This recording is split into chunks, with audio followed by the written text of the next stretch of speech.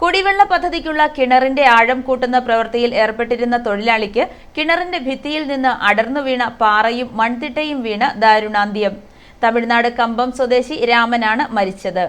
കിണറിനുള്ളിൽ 4 തൊഴിലാളികളാണ് ജോലി ചെയ്തിരുന്നത്. രക്ഷപ്പെടുത്താൻ കൂടെയുള്ളവർ ശ്രമിച്ചെങ്കിലും വിഫലമായതോടെ കയറിൽ തൂങ്ങി 3 പേരും രക്ഷപ്പെട്ടു. കമ്പം സ്വദേശികളായ സതീഷ്, സുരേഷ്, ബാലമുരുകൻ എന്നിവരാണ് രക്ഷപ്പെട്ടത്. കിണറിന് മുകളിലും 3 പേർ ജോലി ചെയ്യുന്നുണ്ടായിരുന്നു. ബുധനാഴ്ച ഉച്ചയ്ക്ക് 12:30 മീനച്ചിൽ പഞ്ചായത്തിലെ പാലാക്കാട് സിയോൺ ബേക്കറി ഭാഗത്താണ് നാടിനെ നടുക്കിയ സംഭവമുണ്ടായത്. കമ്പമ്പി രംഗനാഥപുരം നഗരസഭ കൗൺസിലറാണ് മരിച്ച രാമൻ. 5 മണിക്കൂറിലധികം നീണ്ട ശ്രമത്തിനൊടുവിൽ 6:15 മൃതദേഹം പുറത്തെടുത്ത് പാലാ ജനറൽ ആശുപത്രി മോർച്ചറിയിലേക്ക് മാറ്റി. ജില്ലാ ഫയർ ഓഫീസർ റെജി ബി കുര്യാക്കോസിന്റെ നേതൃത്വത്തിൽ പാലാ, കാഞ്ഞിരപ്പള്ളി, കോട്ടയം ഫയർ യൂണിറ്റുകൾ പ്രവർത്തനങ്ങൾക്ക് എത്തിയിരുന്നു. 5 മണിക്കൂറിലധികം നീണ്ട ശ്രമത്തിനൊടുവിലാണ് മൃതദേഹം പുറത്തെടുത്തത്. RDO Deepa KP, DYSP K Sadan എന്നിവർ രക്ഷാപ്രവർത്തനങ്ങൾക്ക് നേതൃത്വം നൽകി.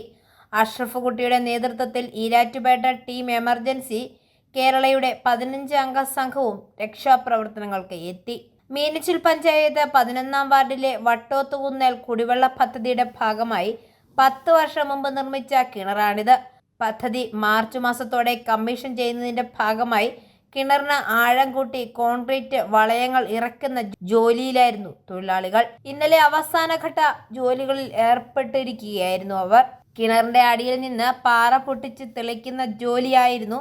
ഇതിനിടെ നേരത്തെ സ്ഥാപിച്ചിരുന്ന കോൺക്രീറ്റ് വളയങ്ങൾ ഒരു വശത്തേക്ക് ചെരിഞ്ഞതാണ് ദുരന്തത്തിലേക്ക് നയിച്ചത്.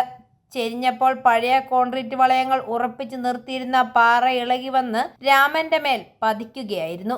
കൂടെയുണ്ടായിരുന്നവർ രക്ഷാപ്രവർത്തനങ്ങൾക്ക് ശ്രമിച്ചെങ്കിലും മണ്ണിടിഞ്ഞു വീണതും സമീപത്തെ ചെറുതോട്ടിൽ കെട്ടിക്കിടന്ന വെള്ളം ശക്തമായ ഉറവയായി കിണറ്റിലേക്ക് എത്തിയതും ഇവരുടെ ശ്രമങ്ങൾ വിഫലമാക്കി. ധനമാണ് രാമന്റെ ഭാര്യ. ഐഫോറിയ ന്യൂസ്, പാലാ.